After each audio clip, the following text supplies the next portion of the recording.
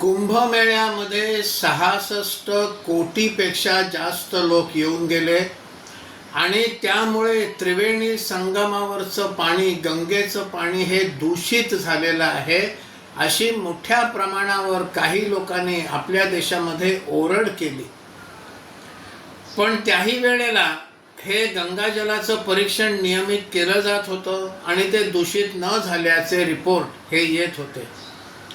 त्याहीपेक्षा आनंदाची गोष्ट आता अशी आहे, आपल्याला सगळ्यांना माहिती आहे की हिवाळ्याच्या दिवसांमध्ये विशेषतः उत्तरेकडून सायबेरिया वगैरे भागातून अनेक पक्षी हे स्थलांतर करून भारतामध्ये किंवा आजूबाजूच्या देशांमध्ये येतात।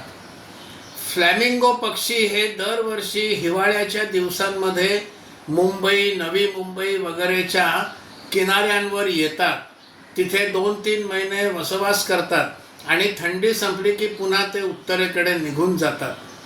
तसेच अनेक पक्षी हे प्रयागराजला गंगेवर त्रिवेणी संगमाच्या तिथे देखील दरवर्षी हिवाळ्याच्या दिवसांमध्ये येतात। याही वर्षी आलेले होते।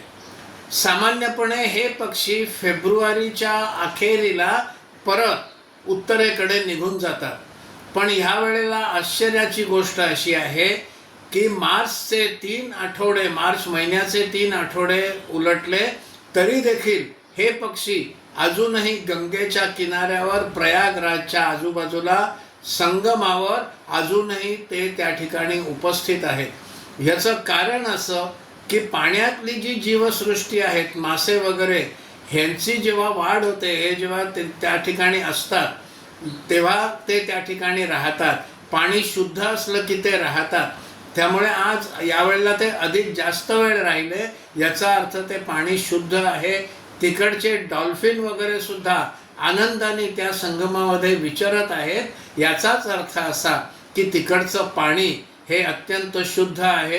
हे माझं नाही, वैज्ञानिकांचं मत आहे।